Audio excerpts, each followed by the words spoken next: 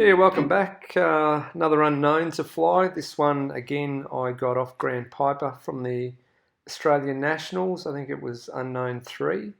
And let's talk through some of the figures to begin with and just the design of the sequence. P-loop figure 1, downwind start. You need to come into that with a lot of speed, 220 if you can get it. V&E in the 330. The rolls on the up, the 3 hesitations take up a lot of time and end up chewing up a lot of the airspeed. So you end up coming over for the outside snap at the top with not a lot of speed.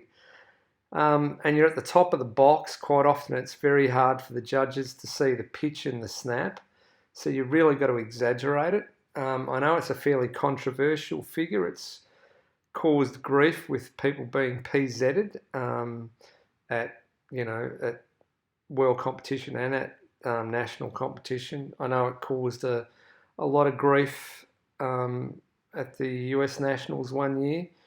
I recall practicing it in front of a judge at one stage, and I was just jamming the stick to the, basically smashing the panel, and they were still struggling to see the pitch in the figure. So the more speed you have and the more time you take in terms of holding the stick forward for longer and not pushing the stick as quickly as you would in a higher speed snap to try and exaggerate the pitch before the rotation in that negative snap at the top will serve you well and try and avoid you getting a P0.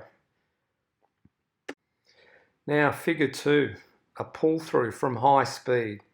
When I first saw this, I was kind of shocked. I know Grant designed this sequence for the Giles 200. The thing weighs a lot less than the extra. It doesn't carry the same inertia or speed that the extra does. So ideally, I should have done an upwards figure, like a horizontal 8 push around. And then come back down on the 45 to go into figure 3 and add the speed for the stall turn. But I was fascinated and curiosity got the better of me, and I thought, you know what, I'm going to have a go at flying this as drawn. Now, I didn't really take into consideration that I was going to be doing 160 knots out of the roll combination after figure 1 from inverted. And I was pulling down from a height lower than I probably should have been. So, pulling down from 1,450 feet at 160 knots isn't an ideal situation, and I wouldn't recommend it to anyone back home. Once you pass the vertical down in figure 2, you are totally committed to the figure. So, I got off the gas early and then got on the gas going around the corner at the bottom of that and arrived with, not pulling too hard a G because I was concerned about, G stalling it, and arrived at, 330 feet, and I wouldn't recommend it to anyone. And in future, the gate height for a pull through from, say, something like figure 2 would be in the order of 1,800 feet for future reference. But that said, I'd never do that again in terms of design a sequence where I've got a high-speed pull down regardless, when there are far better figures. But it's certainly interesting to watch on the video, and I'm glad I've got a lot of time flying low because you certainly need to keep your emotions in check when you're flying at those heights. Figure 3, I've just chosen to roll left on the up so I can do the slice into wind. Had a lot of wind that day. I thought I'd have more crosswind from right to left than I did, but I had a lot of headwind, and I really didn't drive to the upwind end of the box as much as I should have. That entails me doing a right-hand pos flick on figure 3, which isn't my preferred direction. The left pos flick seems to go much quicker, but that's something I really need to work on. Figure 4 is, again, it flowed well from figure 3 to 4, and it's just controlling those stops on the 4-point roll. I could have done that a little bit better. But again, pushing out near the bottom of the box. Figure 5, takes a bit of, you could almost push slightly beyond the vertical on the up line and then pull for the pos half flick. The more smash again, the better for that figure. So you can kind of round out the top of the loop for the 2-point. Design-wise, I'm not a fan of 5 into 6. I'd rather have more speed going into the tail slide for the 1 1/4 roll. I fly this aircraft purely on, particularly in this box that I'm using, by sort of intuitiveness and muscle memory in terms of where the points are, because I don't actually have much visual reference on the horizon for where the cardinal points are. So when you normally roar into a figure like that in a normal design with a lot more speed, it kind of throws your timing out. And, I actually under-rolled it on this particular flight because I just didn't have the normal amount of smash that I would have for a 1 1/4 in that scenario. Got to get a boogie on after the 3/4 flick. You're kind of smoking and you've got to push out. But that didn't work out too badly. The P loop, really need ground critique on that. I kind of overfloated the top half of the loop and came out 300 feet higher. Also feel like I'm starting the 4 of 2 too late in the loop and finishing it late in the loop. So that doesn't feel balanced, but I need critique for that. The Humpty into the full roll, 4-point roll, I was at 3,600 feet at the top of that. I drove that down, had like 200 and something knots going into the roll at the bottom and the 4-point roll right in front of the judges, and man, can an extra roll at 200 knots. It was incredible. And, I wish I was on the ground watching it. It felt great in the cockpit. Like to float the loops, give myself a bit of breathing space. The judges seem to prefer seeing nicely floated loops. There's no need to, crank and bank and all that in those figures. Might as well float them out, make them look nice, give yourself some time. The square loop, again, very interesting. You neg snap same way as you do the 4 of 8. So you really want a bit of speed. Controlling the neg snap and not over snapping it is a real challenge. And also the 4 of 8, you really need to be controlled, definitive with the stops, and then, fly the line after the 4 of 8 and then pull down to the vertical down.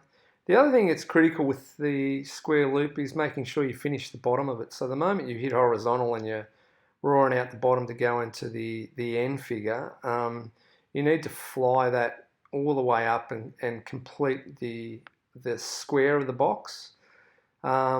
So, the actual start of the figure is that first vertical up. So you need to complete the bottom of that. Otherwise, you will be downgraded for the figure if you just pull straight up into figure 12. End figure is, excellent for entering figure 13. Need to push nice and hard on the outside loop on the second last figure. Definitive control stops in the 8 of 8. Give the judges, you're way up high I think I was up around 2,000 feet when I did that 8 of 8. You need to make them definitive.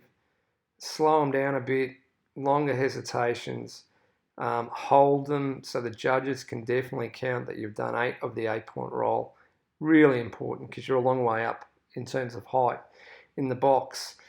And the rolling circle, inside, outside, inside, 60 degree. I'm flying slowly at the moment.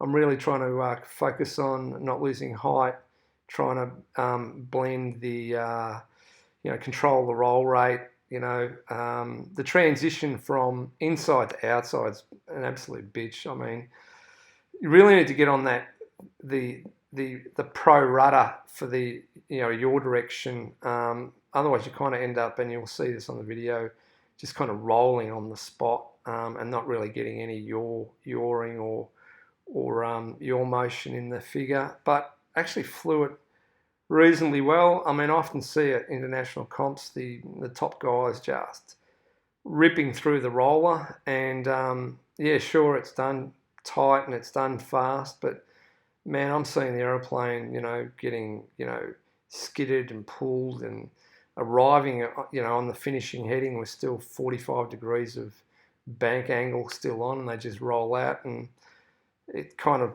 amazes me that they're still getting reasonable scores for the figure when they're just, ripping it around the sky and the thing's, pitching and, going up and down like a yo-yo. It's kind of, I find it really, really amazing that they get the scores they do for rollers, because, my view is they should be flown according to the rule book, consistent roll rate, consistent yaw rate, and, no climbing or descending. These are all, criteria for judging a rolling circle, and I just don't know how you can do it in fast forward. It's beyond me anyway. So in summation, this is actually, a well-drawn sequence, other than, that horror show figure 2 connector. But the rest of it flowed really nicely. Although I didn't handle the headwind very well, I think it flowed nicely as an unknown sequence. So let's go and fly it and see what you think. Okay, nice solid wing waggles. Let the judges know where we're at. Coming in, this is a downwind start. Get the aircraft level. Now I'm at 800 feet. It would have been better a little higher than that. Airspeed's pretty good, 210 knots for this. Pretty pleased with the rolls on the up. And we're snapping at not a lot of speed. So yeah, I think slower and movements with the negative snap would have been better there. Happy with the 1 3/4 combo. Possibly lost a little bit of height during it, according to the LT. Now this is this downward pull. Now I don't recommend this for people at home, but I was comfortable, but certainly well aware of what was going on, and yeah, it's something to really think about. You really don't want to be in that position in the first place. So, plenty of smash. Should have driven this further into the box. Full roll on the 45 up. Looked pretty good. Felt good in the cockpit. Vertical up. A little bit early for the quarter roll on the up. And now I'm right in the middle of the box when I should be about 200 metres further upwind. And here's a 3/4 flick. Nowhere near as dynamic and sharp as the 3/4 left. That's a compromise for doing the slice in the other direction. Now this is quite an interesting figure. A little bit of a wobble on the negative snap stop, but I was pretty pleased with how clean that was. The only thing I'd point out there is the delay between the half roll and the neg half snap was probably too long, maybe a half a second. Shorter would have been better. Not happy with the bobbling on the roll stops on the 4 of 4. Now pushing up in a very good position in the box for the half snap.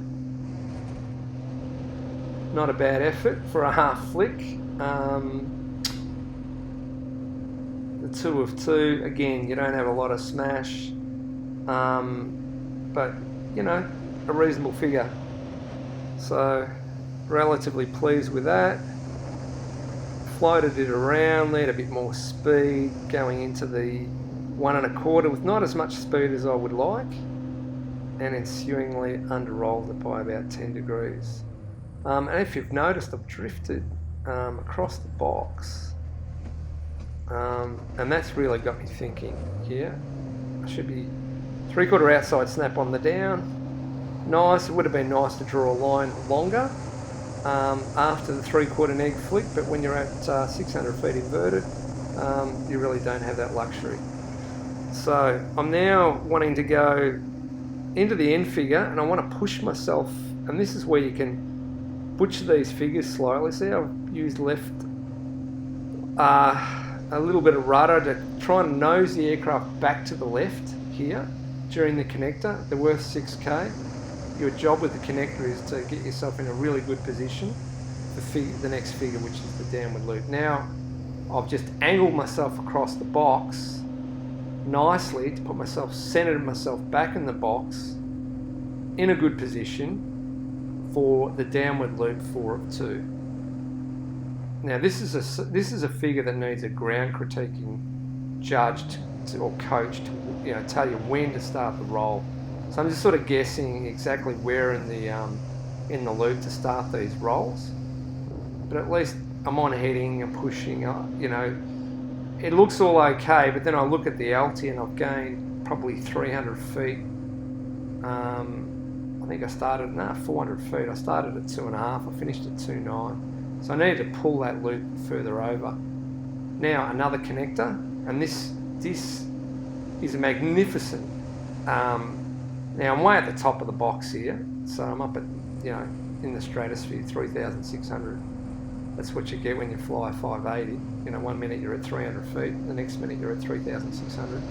But I drive this down, and I have a whacker smash, like I've come out beyond VME and then it slows up a bit to go into this full roll, 4-point roll. Now that felt awesome, and the aircraft's doing 200 knots right in front of the judges in the middle of the box. That's where to put it. So use your connectors to really stage your next figure and put it right in front of them with maximum speed. Again, a little bit firm hands, slight wobbles in the stops. It's a hell of an aeroplane and it's hard to control that at times. But that comes with currency and flying the aircraft a lot. Looking for 45 down, quarter looks a tad under there, and then I kind of let it roll past after the second quarter, which isn't great. Going into the square loop, there's the vertical. You need to cap off with enough smash so you can draw a little bit of a line and then hit the negative half snap, which I was pleased with. 4 of 8 looked pretty good, some slight wobbles, but good, reasonable hesitations. That gives the judge a chance to see the figure. And I pull out at 600 feet, which is exactly where I started the figure. So in that regard, I fly the bottom of the square and I've completed the square loop. So pull up is the end figure again, figure 12. So, I'll have a look around the box. I need to set myself up. So I want to get right up to the other end of the box. Drive it, half roll. Drive it. You can get a bit lazy in these end figures and you'll see the end result of that. This half roll, I under rolled it, but I fix it when I push around because I can tell. You can almost feel that you're under rolled it. Pushing down for figure 13, set the 45 down. I want to get down lower because I'm going to end up bloody doing this roller after this way up high in the box. So I'm trying to fly this figure so I can get my height down a little bit. Float the loop, getting a little bit close to the judges, so I'll try and steer the aircraft around here back to the middle of the box a little bit, chasing the tree line. Wobble the stop, they're hard to stop inverted. Push like crazy, plenty of right rudder here on the push round. Set up, you want as much speed as you can for the 8 of 8. Nose slightly high. Good stops so far. Good hesitations, a little bit roll through. Pretty reasonable effort on the 8 of 8, wasn't a bad figure. Now the roller, now I'm up 2,000 feet for this roller when I started. So it's an inside 60. It's going quite nicely at the moment. I'm at 2,100, so that's all good. A lot of rolling going on there without much yaw, and I'm going to have to catch it up. So again, speed up the roll rate there a little bit. Now there's a little bit of a delay between the transition from the outside to the inside again, and that needs to be a little quicker. So, but essentially finishing out at 2,100, some variations in roll rate, but actually, not a bad figure, all things considered. It was a really good altitude hold throughout it.